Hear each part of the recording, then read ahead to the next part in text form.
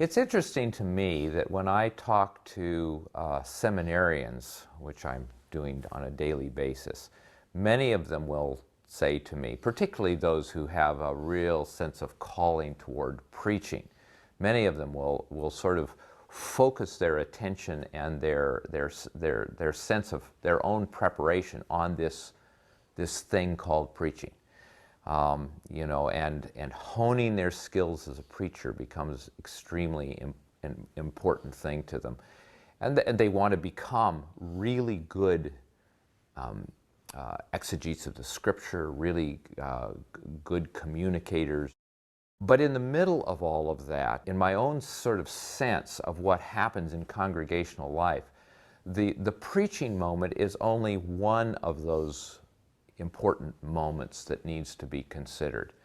Preaching fits into the wider pattern of leadership in a congregation, and also a wider pattern of just what it is that God is doing in a congregation or in a worship service. Someone in my family who will be nameless is very fond of saying that you have two parts of a worship service: the sermon and the preparation for the sermon.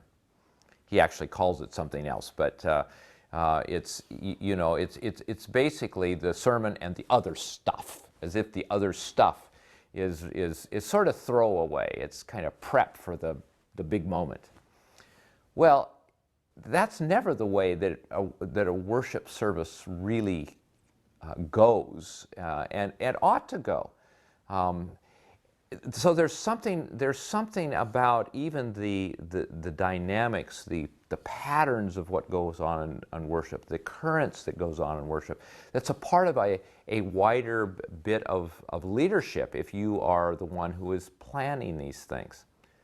Leadership is one of those kind of intangible concepts, very hard to define, and yet the effects of leadership are just clearly felt. I spend a lot of time these days studying churches that grow, studying churches in a variety of ways. And one of the things that is consistent no matter what the style of congregational life or the style of worship or the style of preaching or whatever it is, one of the things which is consistent among those churches that actually seem to be very fruitful is effective leadership.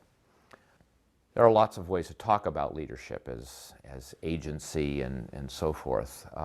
One of the things that I think that I find helpful is thinking about the way that one of the ways that Max Dupree talks about leadership, and that is that leadership is about defining reality for other people, helping them to see what the life that they're really leading and what's going on around them and how those things fit together, so that instead of life being somehow a series of miscellaneous events lived out against a backdrop that is otherwise vaporous or meaningless, it all has meaning.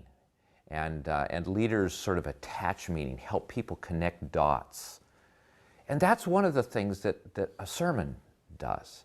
It's one of those moments when we help people to connect dots between their story and God's story, and the truthfulness of people, helping them to tell the truth about their own lives, and helping them to listen in a new way for the truth that God is telling them about God's life and God's story.